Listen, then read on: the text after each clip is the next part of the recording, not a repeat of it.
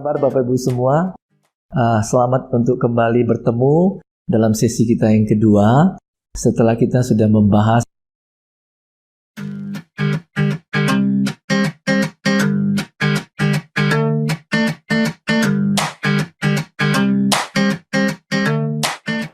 apa kabar Bapak Ibu semua? Senang sekali kita bisa berkumpul kembali.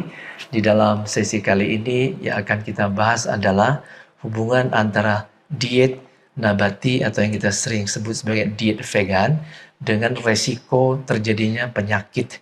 Dan pada sesi ini kita akan membahas secara umum dulu tentang hubungan antara pola konsumsi nabati atau pola diet vegan terhadap risiko penyakit degeneratif yang secara umum akan kita bahas dulu sebagai pendahuluan, dan nantinya kita akan membahas secara lebih detail pada sesi-sesi selanjutnya terhadap berbagai jenis penyakit degeneratif.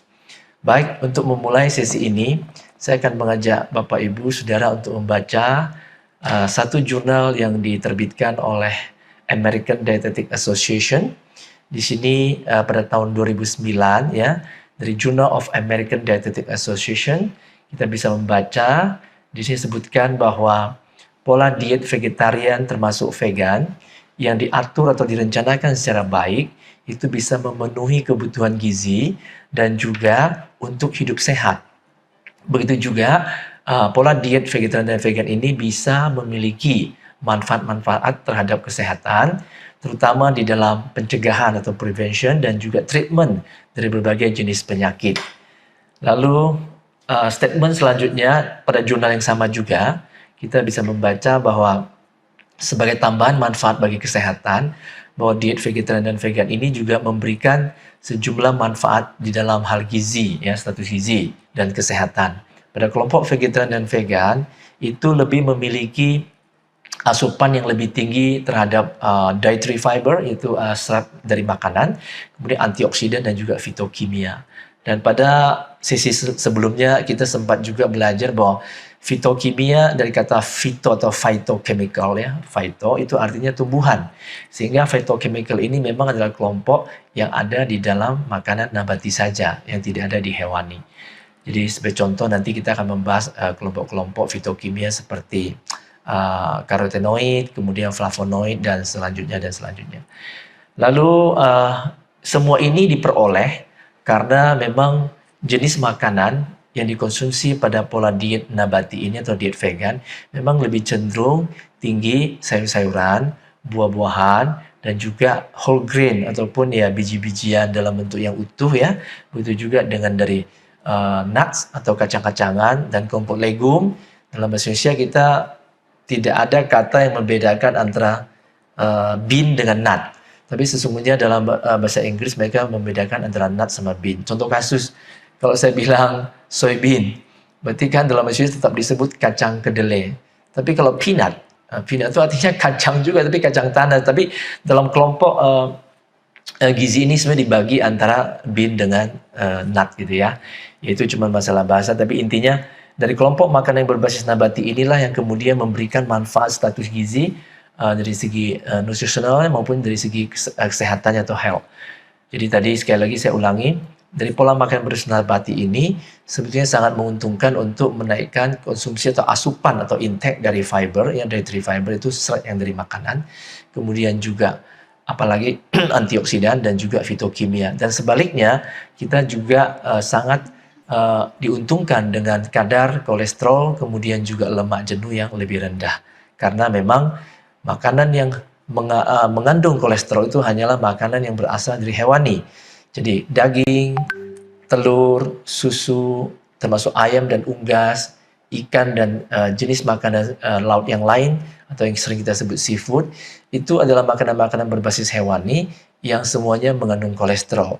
Sebaliknya, makanan-makanan yang berbasis nabati, baik itu sayur-sayuran, buah-buahan, kacang-kacangan, biji-bijian, bahkan sampai kelompok yang sering disalahpahami seperti kelapa atau santan ya dari kelapa, termasuk juga durian, itu semua adalah produk-produk nabati yang sama sekali tidak mengandung kolesterol.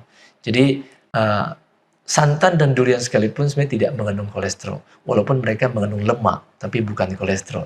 Dan kebanyakan lemak di hewan itu lebih banyak adalah lemak jenuh, Sedangkan di dalam produk-produk nabati kebanyakan adalah lemak tidak jenuh.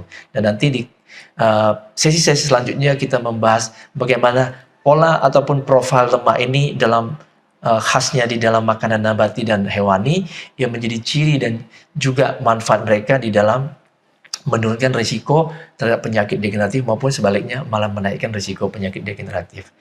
Lalu kita lanjutkan lagi di slide selanjutnya. Ini masih pada jurnal yang sama dari kita bilang Journal of American Dietetic Association.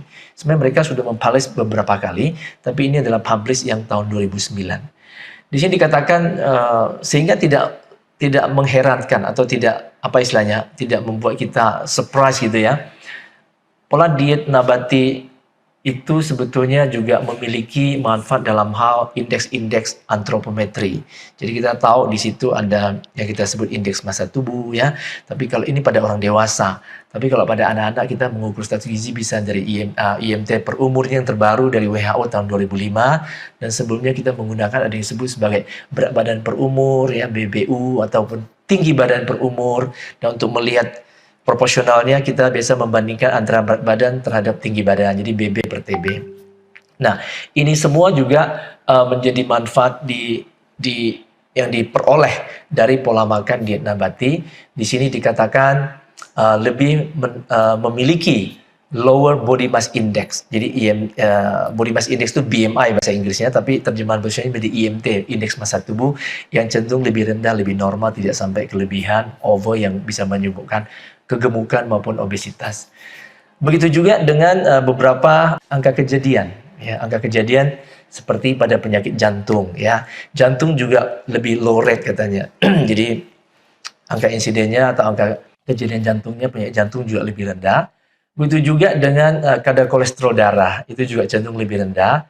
Demikian juga dengan tensi darah, tekanan darah, cenderung lebih rendah. Tapi di sini Bapak Ibu jangan salah paham, lebih rendah bukan berarti kurang ya. Lebih rendah di sini artinya dia dalam batas normal, normal range yang tidak tinggi di atas normal sehingga tidak berisiko untuk menjadi hipertensi, ya kemudian menjadi kolesterol tinggi. Jadi, lebih rendah di sini dalam pengertian lebih rendah daripada yang tinggi, tapi dia dalam batas normal gitu. Begitu juga dengan resiko penyakit diabetes tipe 2, kemudian juga beberapa jenis kanker seperti kanker prostat, kanker kolon atau kanker usus besar. Nah, itu akan kita bahas nanti di bagian sesi tentang hubungan gizi nabati dengan risiko kanker. Nah, beberapa jenis kanker nanti kita akan bahas jurnal-jurnalnya. Baik, saya pikir sebagai pengantar ini dulu yang bisa saya sampaikan, kita belajar bersama sehingga kita mengerti kenapa sih beberapa penelitian, bahkan cukup banyak penelitian yang bisa mengkaitkan antara sumbangsih ataupun manfaat daripada makanan-makanan berbasis nabati yang cenderung bisa menurunkan risiko jantung koroner, kemudian risiko diabetes, risiko hipertensi, risiko stroke, termasuk risiko berbagai jenis kanker. Nah, itu sebabnya kenapa itu dari beberapa zat gizi spesifik yang memang kandungannya beda, baik proporsinya maupun kandungan secara kuantitatif yang ada di dalam makanan nabati dibandingkan dengan makanan hewani. Saya kira itu dulu pada sesi ini. Selanjutnya kita akan belajar lebih mendetail pada persesi tentang perpenyakit yang kaitannya dengan asupan gizi. Baik, terima kasih. Sampai jumpa di sesi selanjutnya. Oke, baik, itu merupakan video yang pertama bagaimana Dr. Susianto telah menerangkan ada hubungan antara makanan, diet vegan dan juga beberapa penyakit. Oke, untuk pemirsa semua yang menyaksikan, sahabat-sahabat apabila memiliki pertanyaan seputar diet vegan, keuntungannya dan hal-hal yang lain berhubungan dengan penyakit bisa menuliskan akan pertanyaannya di kolom komentar. Nanti setelah video yang kedua, kita akan terhubung langsung dengan Dr. Andes Susianto untuk membahas akan pertanyaan-pertanyaan yang sudah masuk. Oke, yang kedua ini kita akan melihat bagaimana video tentang The Science of Vegan, panduan makan vegan. Oke, kalau memiliki pertanyaan bisa langsung tulis saja di kolom komentar. Selamat menyaksikan.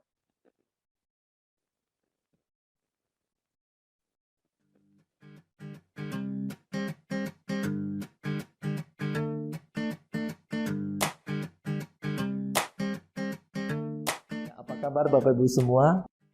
Selamat untuk kembali bertemu dalam sesi kita yang kedua. Setelah kita sudah memperkenalkan tentang apa itu vegan, sejarah vegan pada sesi kita yang pertama sebelumnya.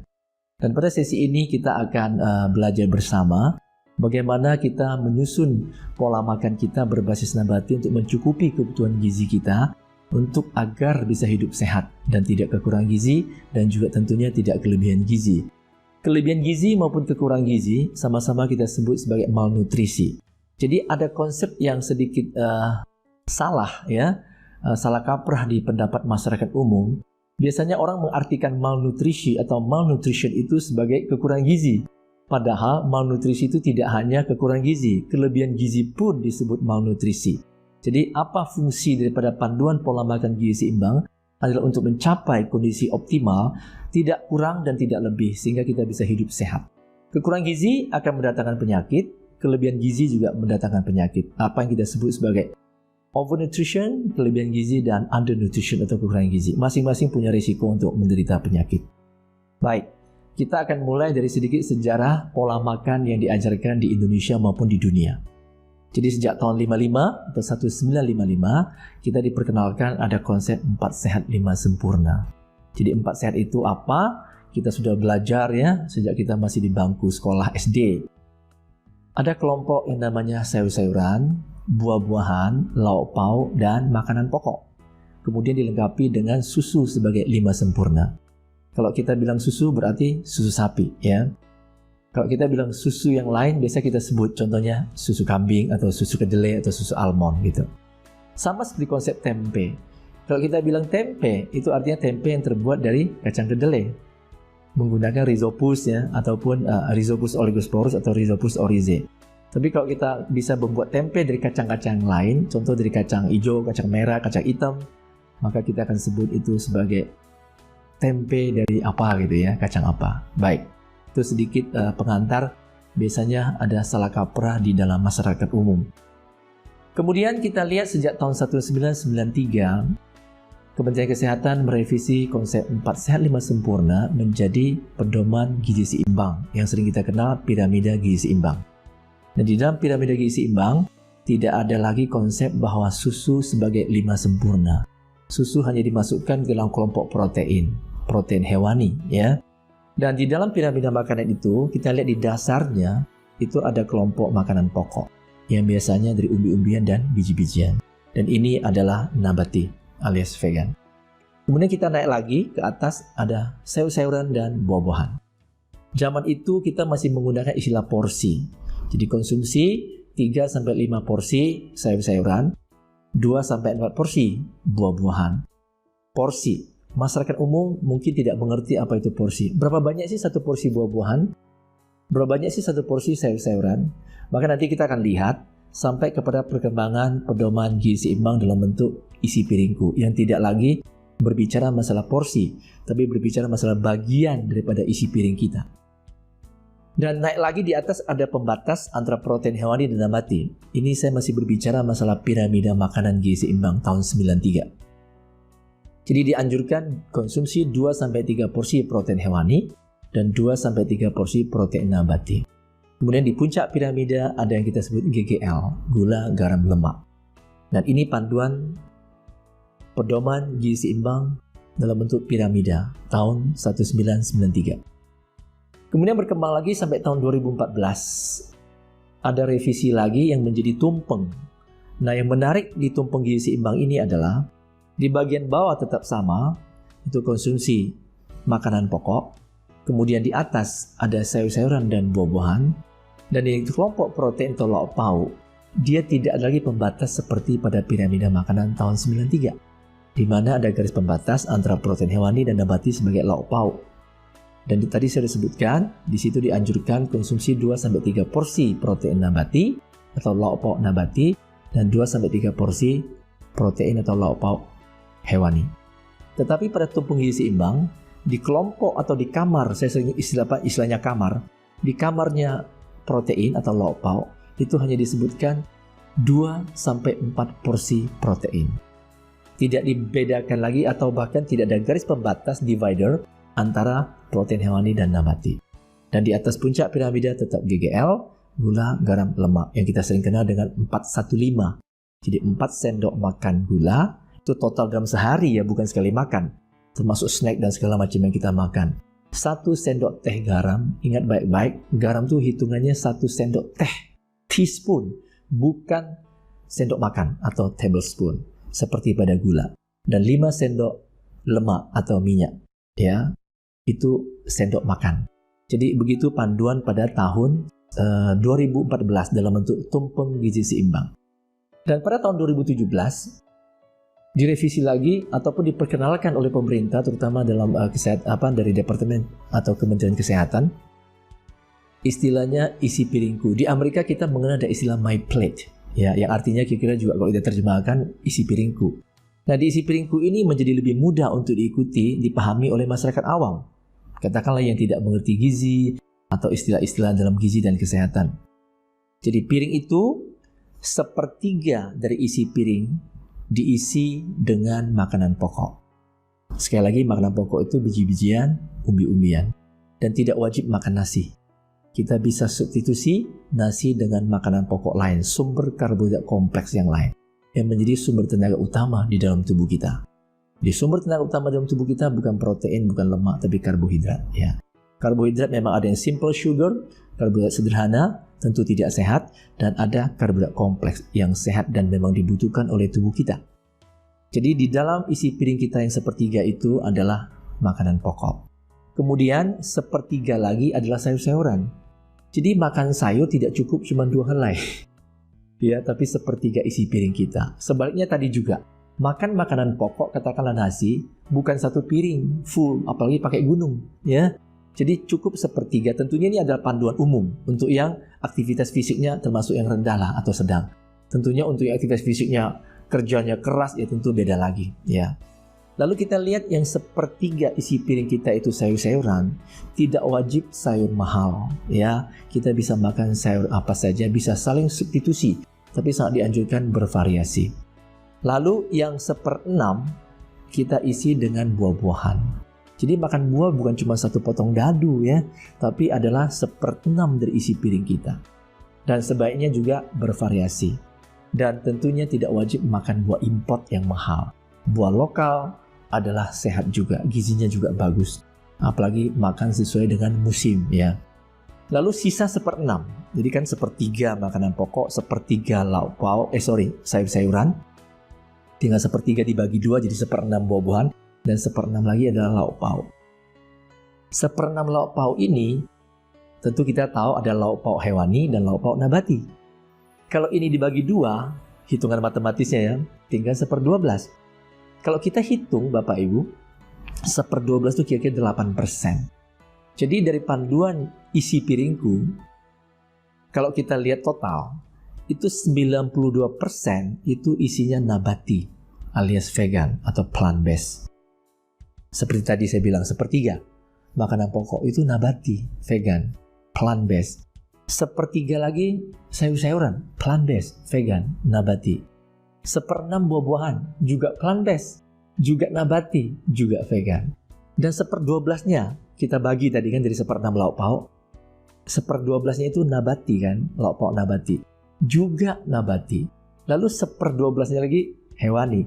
Nah, pertanyaan saya, 100% dari isi piring dikurangi 8% lauk pauk hewani, berarti 92% kan? Isi piring kita itu adalah nabati. Jadi sangat dekat kepada pola makan yang dianjurkan atau panduan untuk nabati. Dan yang menarik adalah prinsip isi piringku, beda kamar tidak bisa saling disubstitusi. Contoh kasus, saya cuma mau makan buah, salad, tapi nggak mau makan makanan pokok, tidak mau makan lauk pauk. Itu gizi seimbang nggak? Enggak. Karena tidak bisa sayur menggantikan lauk pauk atau buah menggantikan lauk pauk atau menggantikan makanan pokok. Tapi makanan dalam kamar yang sama bisa saling disubstitusi. Tadi udah saya sebutkan, tidak wajib makan nasi. Bisa disubstitusi dengan makanan pokok yang lain, sumber karbohidrat kompleks. Kemudian kita lihat sayur-sayuran bisa saling disubstitusi, nggak mesti makan yang mahal. Begitu juga dengan buah-buahan, tidak mesti buah impor. Begitu juga dengan lauk pauk. Kita bisa cari tempe yang murah meriah, yang harganya 1/10 harga daging, tapi gizinya tidak kalah dengan daging. Bahkan kandungan besi, kalsium itu lebih tinggi di tempe dibandingkan di daging. Begitu juga dengan zat gizi yang lain. Nanti kita akan bahas di sesi-sesi selanjutnya yang lebih detail. Jadi sebagai panduan pola makan gizi nabati, secara umum singkat seperti itu kita ikutin anjuran-anjuran yang diajarkan ya oleh Kementerian Kesehatan, dan kita sudah melihat itu saja sudah 92% nabati. Nah, tinggal 8% lauk pauk hewani, apakah bisa disubstitusi dengan hewan nabati? Jawabannya bisa. Sama seperti pada kelompok makanan yang lain, lauk pauk, sayur-sayuran dan buah bisa saling disubstitusi dalam satu kamar yang sama, maka dalam kamar lauk pauk kita juga bisa mensubstitusi makanan-makanan hewani menjadi makanan nabati yang gizinya tidak kalah, baik secara kuantitatif maupun kualitatif. Baik, untuk lebih detail dan lebih mendalam kita akan bahas di sesi selanjutnya. Sampai jumpa, terima kasih atas perhatiannya.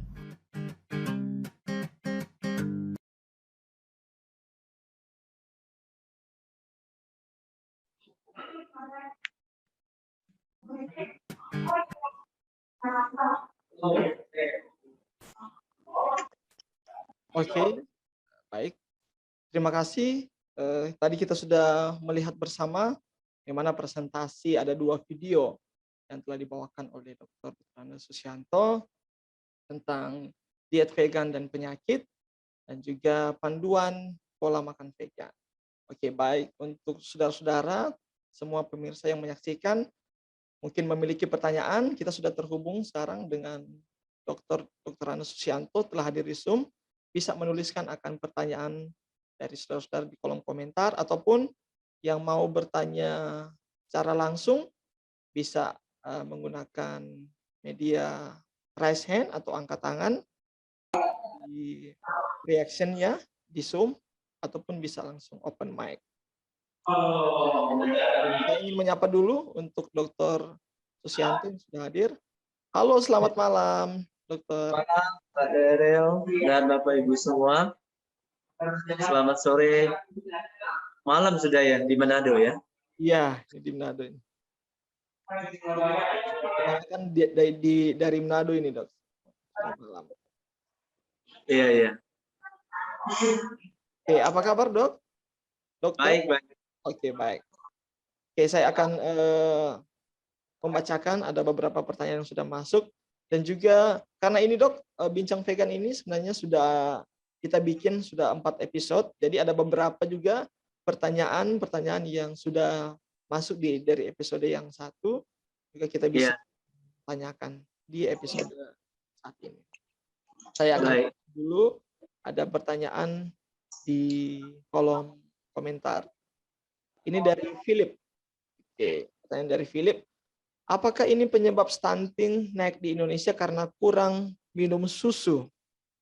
Yang dimaksud mungkin susu hewani ya, karena kita cenderung mungkin susu sapi maksudnya. Iya, mungkin susu sapi. Jadi apakah, Dok, penyebab stunting ini karena kurang minum susu sapi katanya? Tadi sudah nonton video saya yang kedua ya, kalau nggak salah ya? Iya, yang kedua. Yang pertama tadi gizi dan penyakit. Yang kedua tentang panduan pola makan. Betul ya? Jadi di situ udah saya jelasin ya dengan sangat jelas bagaimana panduan yang dianjurkan oleh Kementerian Kesehatan dari dulu ya tahun 55 dengan pasal 5 sempurna, di mana susu dianjurkan sebagai 5 sempurna. Kemudian tahun 93 direvisi menjadi piramida gizi seimbang, di mana tidak ada lagi istilah 5 sempurna ya. Tanpa susu gizi tetap sempurna. Makanya tidak ada istilah 4 sehat 5 sempurna, tapi PUGS namanya, pedoman gizi apa namanya? PUGS ya, pedoman umum gizi seimbang ya. Itu tahun 93. Kemudian tahun 2014 itu revisi lagi dengan namanya tumpang gizi seimbang. Dan di situ tidak ada garis pembatas antara protein hewani dan nabati. Artinya protein hewani dan nabati bisa saling disubstitusi. Dan tahun 2017 itu revisi terakhir tentang gizi seimbang oleh Kemenkes, Kementerian Kesehatan, yang disebut atau dengan istilah my plate ataupun isi piringku ya, kalau di Amerika istilahnya my plate. Jadi tidak ada apa namanya istilah bahwa minum susu baru 5 sempurna. Jadi saya kira Bapak Ibu yang bertanya sudah mengerti maksud saya ya. Jadi bukan karena tidak minum susu, tidak ada kalsium minum susu kok ya. Jadi penyebab stunting itu karena kurangnya gizi ya, bukan karena tidak minum susu ya. Jadi kurang gizi itu bisa dikarenakan gizi asupan gizinya atau intake-nya itu tidak seimbang dan tidak cukup ya. Jadi ya tentunya cukup dan seimbang itu penting sekali. Seimbang artinya karbohidrat, protein, lemak, vitamin dan mineral itu tercukupi sesuai dengan usia anak. Bahkan untuk orang dewasa masing-masing memiliki apa namanya kebutuhan ataupun yang kita sebut AKG, angka kecukupan gizi ya. Kalau di dalam bahasa Inggris di Amerika terkenal dengan istilah RDA, Recommended Dietary Allowance, dan kalau di Australia namanya RDI ya, Recommended Dietary Intake.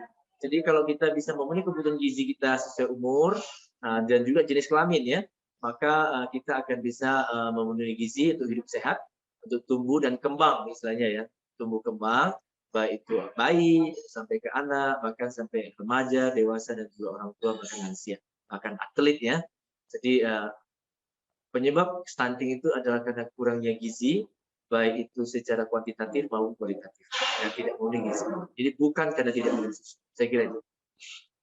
Oke, terima kasih untuk jawabannya. Sudah jelas ya, Philip. Kalau mau merespon juga bisa langsung open mic kalau mungkin kurang jelas dan sebagainya. Dan mungkin juga sudah menjawab pertanyaan dari Philip ini yang minggu lalu bertanya bagaimana memenuhi 4 sehat 5 sempurna dengan pola hidup vegan. Nah, tadi di video sudah sangat jelas ya, telah dijawab oleh dokter bahwa 4 sehat 5 sempurna sudah tidak berlaku lagi, yang ada adalah isi piringku, dan isi piringku sudah sebenarnya bisa merujuk dengan pola hidup vegan. Oke, ini ada yang pertanyaan lagi dok dari Sri. Selamat malam dokter. Apakah orang vegan harus minum vitamin atau suplemen? Nah, Ya, kalau dia bisa memenuhi panduan makan, maka dia tidak butuh suplemen. Ya, suplemen itu artinya dietary supplement ya. Jadi suplemen makanan, dan suplemen itu artinya menambah ya. Jadi kalau kita udah cukup dari pola makan kita, maka tidak butuh suplemen. Saya sendiri sudah 30-an tahun vegetarian dan sudah 20 tahun vegan. Saya tidak konsumsi suplemen.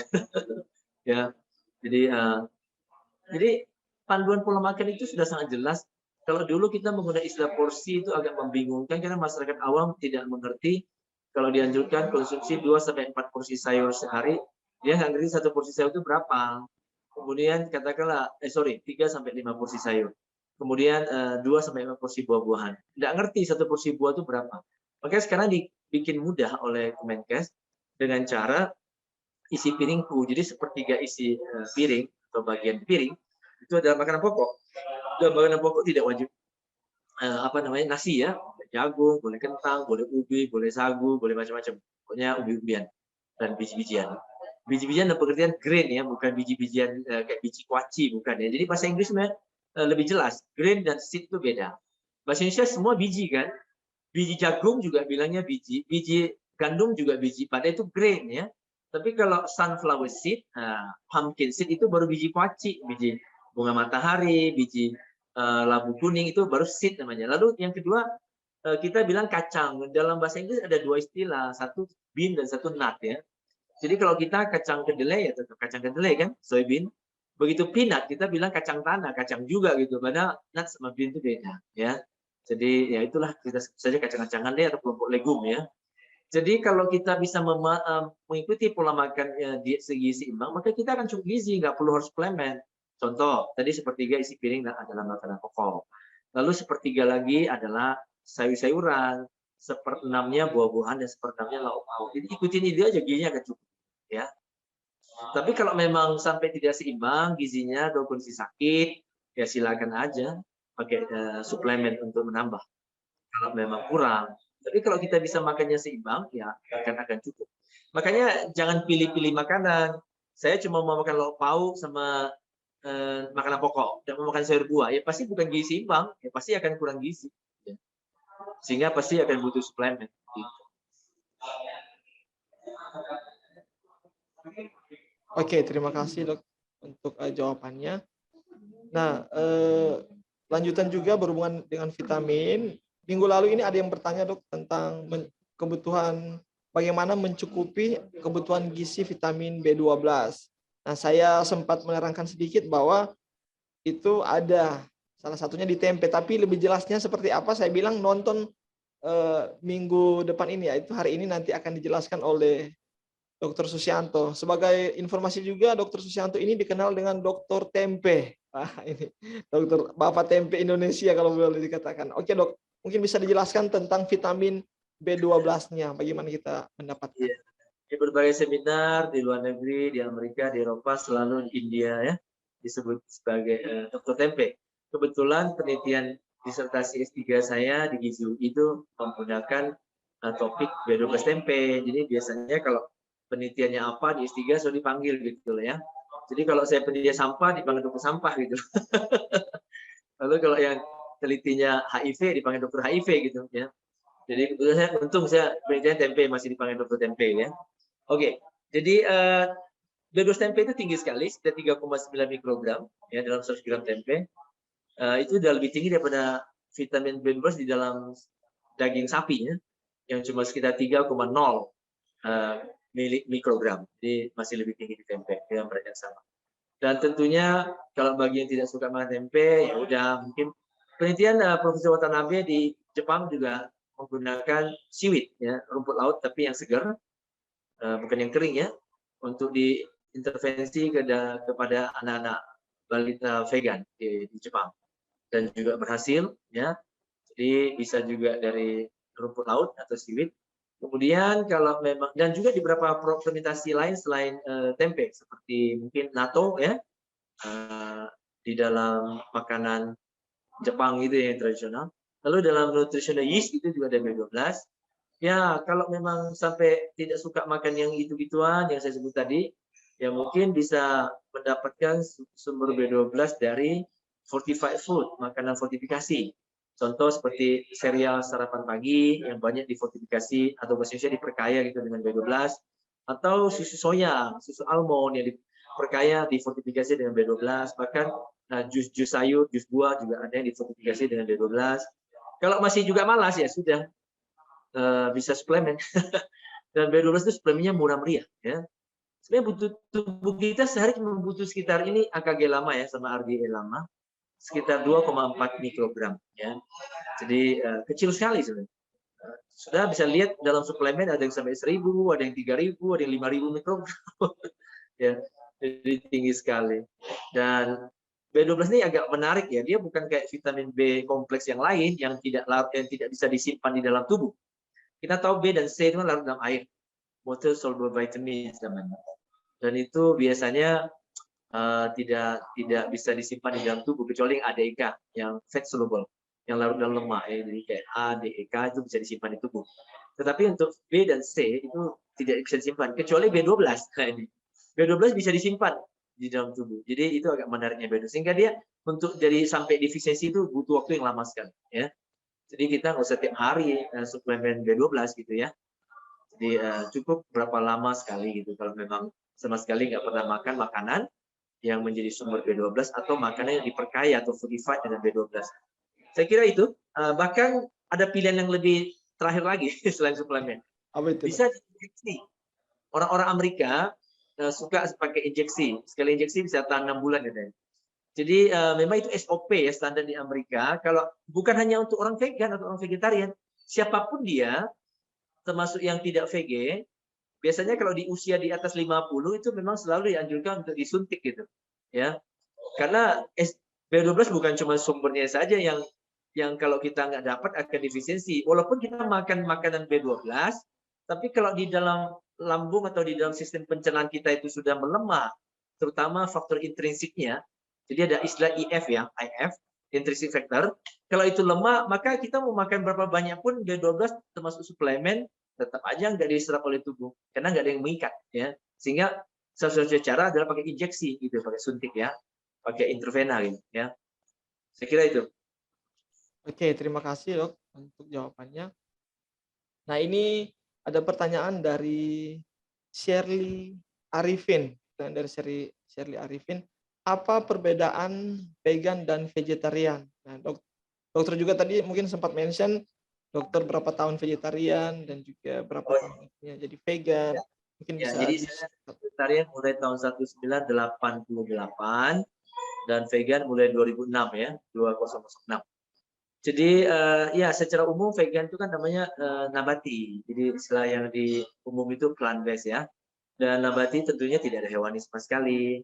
Tapi kalau di vegetarian itu masih ada telur susu dan produk olahannya. Maka sering disebut lacto-ovo vegetarian atau vegetarian lacto-ovo. Ya, lacto artinya susu dan ovo dia telur. Saya kira itu bedanya. Oke. Nah, ini ada pertanyaan dari Frankie Gosal. Jika kita memulai vegan, omega 3 nabati bisa didapatkan pada sayuran, kacang atau kacang-kacangan apa yang mudah didapatkan di wilayah Indonesia? Ini tentang Banyak omega 3, Dok. sayur-sayuran, kacang-kacangan mengandung omega 3, termasuk produk olahannya, tahu tempe, susu itu semua mengandung omega 3, 6 dan 9 ya.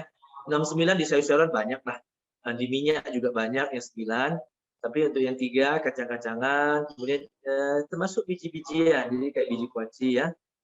Tapi yang paling tinggi sebetulnya ada di chia seed dan flaxseed. Dan itu di atasnya omega 3 ikan ya. Jadi omega 3 ikan itu kan sekitar 0,7 sampai sekitar tergantung jenis ikan ya.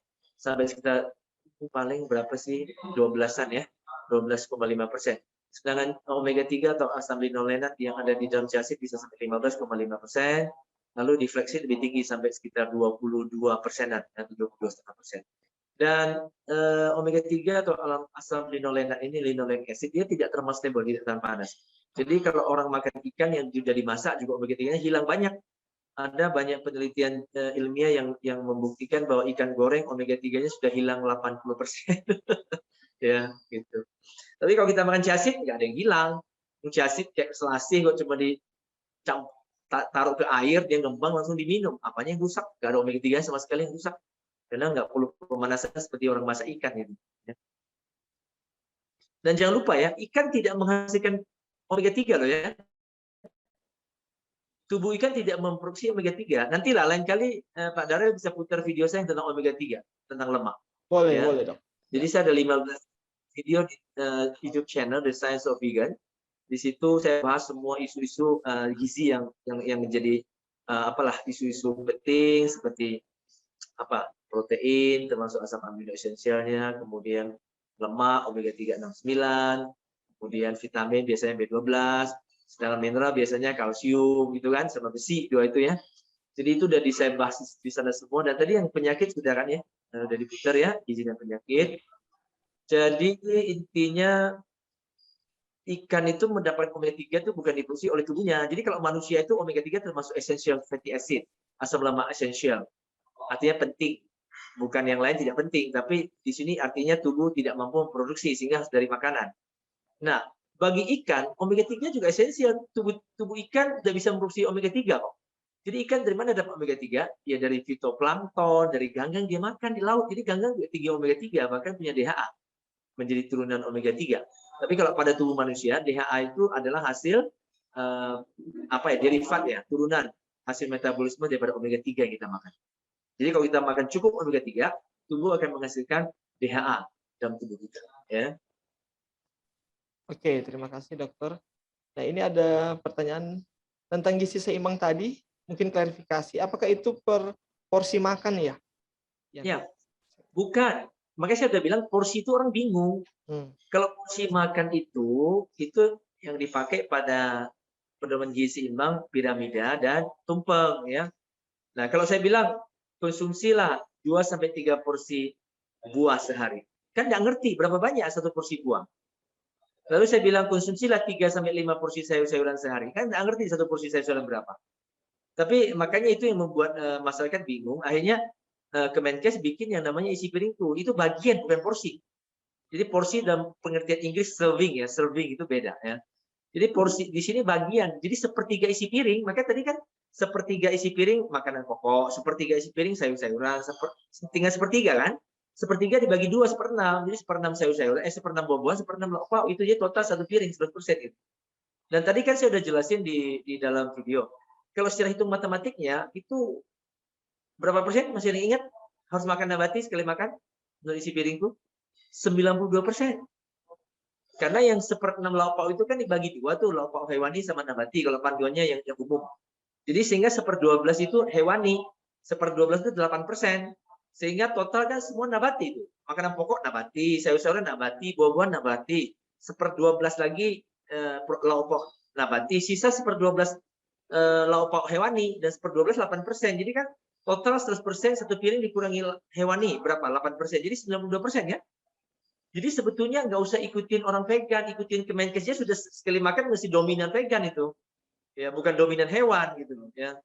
Udah 92% mesti vegan, si nabati. Itu bukan panduan dari orang vegan atau organisasi vegan ya. Ini panduan dari Kemenkes loh. Oke, terima kasih dokter. Ini itu tadi pertanyaan dari Sri ya. Nah, ini kita ada pertanyaan dari Ibu Rima. Bagaimana kita mengetahui kalau kita kurang gizi? Ini mungkin agak umum. Ya, pasti akan lemes gitu ya. Lemes udah pasti utama. Lalu ya apalagi kalau kurang zat besi, HB-nya turun, udah pasti lemas. Makanya itu penyakit anemia namanya kan. Anemianya ada yang kurang gizi besi, namanya AGB. Anemia gizi besi atau Inggrisnya IDA, Iron Deficiency Anemia.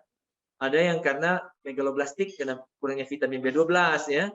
Jadi kalau HB rendah maka disebut anemia, dan anemia itu kan penyakit 6L kan.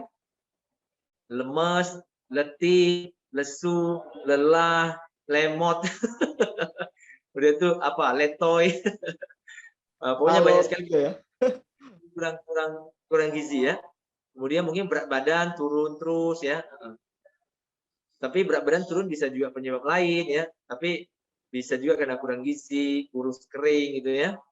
Nah, atau tinggal hitung aja IMT-nya, indeks massa tubuh ya.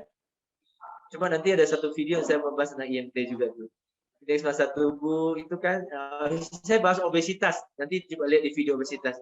Itu ada cara hitung indeks massa tubuh IMT atau body mass index atau BMI. Itu berat badan dalam satuan kilogram dibagi tinggi badan dalam satuan meter di kuadrat ya. Jadi kalau IMT kita itu di antara 18,5 sampai 25 itu dia normal, jadi cukup gizi. Tapi kalau di bawah itu ya kurang gizi, di bawah 18,5. Tapi kalau di atas itu ya udah namanya apa? Namanya kelebihan gizi, bahkan di atas 27 sudah obesitas. Obesitas itu bukan gemuk lagi ya, tapi sudah gendut atau gembrot ya. Oke, terima kasih. Jadi memang Dr. Susianto ini telah publish banyak video tentang vegan ya di YouTube-nya, bisa kita lihat. Tapi nanti kalau ada kesempatan bisa kita undang lagi untuk hanya menjawab pertanyaan-pertanyaan saja di forum ini. Nah, ini masih ada beberapa pertanyaan ya, Dok.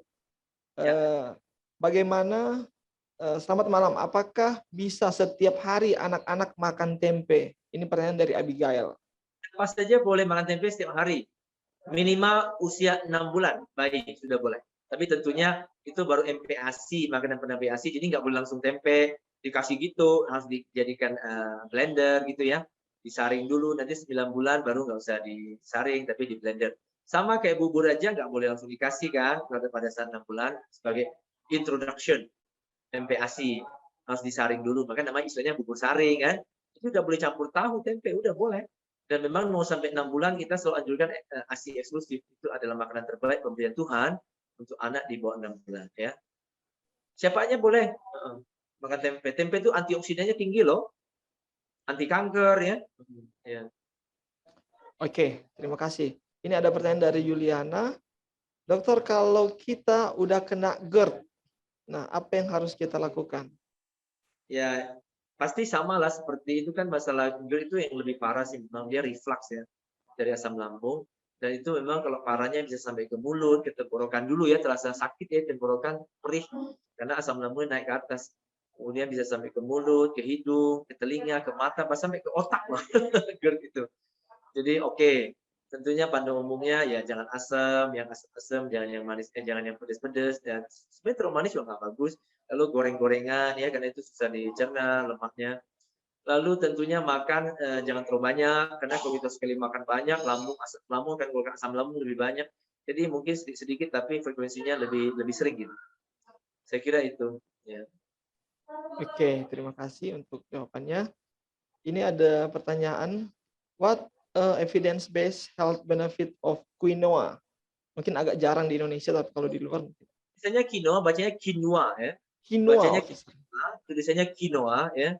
Itu memang bukan cuma tinggi karbohidrat kompleks, tapi juga tinggi protein ya. Jadi tentunya ya makanan termasuk superfood juga lah seperti tempe gitu ya. Jadi gizi tinggi ya. Saya kira itu. Oke, ini ada yang tanya tadi dokter bilang biji-biji yang omega 3. Apakah di biji bunga selasi dan juga bunga kemangi mengandung omega 3? Nah, itu saya kurang tahu. Nanti coba dicek ya. Tapi intinya kalau mau omega 3 yang tinggi bahkan di atas ikan, itu adalah flaxseed dan chia seed yang saya sudah sebutin dari persentasenya. Lalu tempe, tahu, susu soya, kembang tahu, semua kacang-kacangan terutama kedelai itu mengandung omega 3. Ya. Oke. Nah, ini ada satu pertanyaan minggu lalu juga sempat ditanyakan. Apa pengganti protein yang baik untuk vegan selain produk kedelai, tahu atau tempe? Biasa orang Iya. mungkin identik vegan dengan cuman makan tahu tempe doang, Dok. Mungkin ada alternatif yang lain Jadi katanya. Gimana? ini lain kali mereka mesti nonton video tentang protein ya. Jadi protein tertinggi itu ada di kedelai, bukan di daging, bukan di ikan, bukan di telur ya, bukan di ayam ya. Ayam tuh hanya sekitar mungkin 16 sampai berapa ya. Daging sekitar 9 sampai 23. Kemudian ikan, seafood sekitar 16 sampai 25 ya. Ayam juga paling 21 lah paling tinggi ya, 16 sampai 21. Kemudian telur rendah loh, protein telur itu rendah loh. Cuma 12 sampai 13% ya. Ada literatur yang 12,9 sampai 13,9. Jadi jauh di bawah kedelai, jauh di bawah kacang tanah sekitar 28%, kacang hijau sekitar 24%. Jadi sebetulnya kacang-kacangan itu tinggi semua, cuman kalau kita bicara kualitas yang asam amino asidnya lengkap itu memang di kedelai dan perlu olahannya. Terutama setelah difermentasi di tempe, kualitasnya meningkat dan daya serapnya juga meningkat, ketersediaan biologisnya juga meningkat. Jadi bioavailability-nya. Tapi bukan berarti hanya kedelai saja sumber protein, enggak ya. Jadi semua kacang-kacangan, mau almond, kacang kedelai, kacang hijau, kacang merah, kacang hitam, semua kacang-kacangan deh. Itu semua sumber protein yang bagus, plus jamur-jamuran. Dan jangan lupa makanan pokok juga ada protein loh. Ya, contoh gandum lumayan tinggi loh, belasan persen, jagung sekitar 8%, beras ya sekitar 6-7%. Jadi tidak hanya kacang-kacangan dan jamur-jamuran yang mengandung protein, tetapi bahkan biji-bijian sebagai makanan pokok juga mengandung protein. Cuman tidak setinggi kacang-kacangan ya. Saya kira itu. Oke, baik. Terima kasih. Nah, kalau dilihat dari kolom komentar di chat Zoom ini, sudah tidak ada lagi pertanyaan yang masuk. Kalau mungkin ada yang masih mau bertanya secara langsung, masih bisa ya, Dok? Dokter? Ya, mungkin Ya. lagi ya. Ya, dipersilakan kalau mau bertanya secara langsung, dipersilakan. Oh, belum ini mungkin ada 2 pertanyaan lagi, Dok. Oke, sebelumnya saya mau klarifikasi ya bahwa Pak Susianto ini bukan dokter, karena saya di kolom chat ini banyak manggil dokter, tapi doktor, ya doktor S3 nutrisi dari UI. Oke, ini dokter ada pertanyaan, bagaimana gizi yang terdapat di sayuran microgreen? Menurut penelitian gizinya lebih banyak. Ya, lebih banyak dibandingkan siapa. Jadi intinya gini deh, tidak ada satu makanan yang bisa memenuhi semua kebutuhan gizi kita. Termasuk tempe yang diklaim superfood, tetap tidak bisa memenuhi semua kebutuhan gizi. Jadi intinya kenapa kita mesti variasi makanan? Itulah cara terbaik dan termudah untuk memenuhi kebutuhan gizi. Jadi jangan mengandalkan satu makanan saja, karena pada umumnya, pada prinsipnya tidak ada satu makanan tunggal yang bisa memenuhi semua kebutuhan gizi. Jadi mesti variasi makanan. Ya. Oke, apakah penderita asam lambung aman mengkonsumsi chia seed dan flaxseed? Ya, aman dong. Kenapa enggak? Ya. Oke, bagaimana pendapat? Dan cukup ya. Chia seed itu 1 sendok sehari cukup. Itu kalau dimasukkan ke air udah ngembang udah banyak itu. Oke, mungkin ini pertanyaan terakhir ya. Bagaimana pendapat mengenai sayur kelor? Kandungan gizi apa saja yang sangat bermanfaat pada sayur tersebut? Ini dari Frankie Gosal. Kelor gizinya tinggi ya, tapi jangan percaya dengan medsos yang ngawur ya. Jadi medsos tuh hati-hati ya. Ada medsos yang bilang wanita jangan makan kedelai, nanti bisa kanker payudara. Justru penelitian ilmiah, jurnal ilmiah membuktikan bahwa konsumsi kedelai malah turunkan risiko kanker payudara pada wanita sebanyak 30%. Ya, jadi ngaco sekali ya. Lalu laki-laki kalau konsumsi kedelai bisa jadi banci, itu juga nggak benar ya. Itu minggu lalu saya baru bicara sama Profesor Ahmad Sulaiman dari IPB di forum kita Sohibin Indonesia. Jadi beliau banyak mengungkap tentang mitos dan fakta tentang kedelai. Banyak sekali yang nggak benar ya. Termasuk yang positif. Jadi kita ini bukan pilih-pilih kasih. Kalau yang ngomongnya jelek tentang vegan kita nggak setuju. Kita ini kan orang ilmuwan ya. Saintis ilmuwan itu mesti scientific based gitu loh. Mesti berbasis ilmiah. Tidak boleh nggak suka kalau orang mengomentari tentang vegan tidak baik, dan jangan juga senang kalau orang mengomentari vegan baik. Tapi semua itu harus kembali ke bukti ilmiah. Kalau memang tidak baik ya tetap kita harus buktikan secara ilmiah. Kalau baik kita buktikan secara ilmiah, bukan cuma menurut pendapat saya pribadi gitu ya. Jadi contoh kayak anak vegan.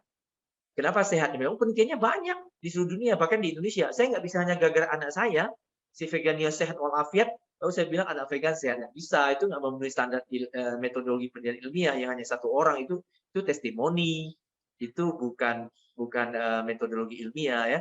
Tapi karena udah banyak anak vegan yang sehat, sebenarnya penelitian yang cukup jumlah sampelnya, ya kita bisa buktikan secara ilmiah itu. Jadi ada juga medsos yang ngawur. Dia tulis daun kelor tuh gizinya sampai waduh enggak karu-karuan gitu loh. Itu juga jangan dipercaya. Ada yang benar, ada yang enggak juga gitu loh ya. Jadi memang secara umum daun kelor gizinya bagus. Itu saya setuju karena memang ada penelitiannya. Tapi tidak boleh tulis ngawur-ngawur seperti di medsos itu gitu loh ya. Waduh ini berapa ratus kali ini itu nggak benar ya. Saya mau wanti-wanti aja ya. Saya kira itu komentar saya. Oke. Jadi kelor bagus. Bahkan Kementerian Kesehatan pernah mengajak kita IGS untuk mempromosikan daun kelor di Indonesia. Dan kalsium ya kalau nggak salah saya juga tinggi. Betul. Sebenarnya kalsium kan bukan cuma daun kelor, semua daun hijau kan, daun hijau tua itu tinggi kalsium sama besi ya. Seperti kayak daun brokoli. Lalu kalau di sini kailan, di luar negeri kale, tulisannya kale, itu semua tinggi kalsium ya. Kemudian bok choy atau sawi ya.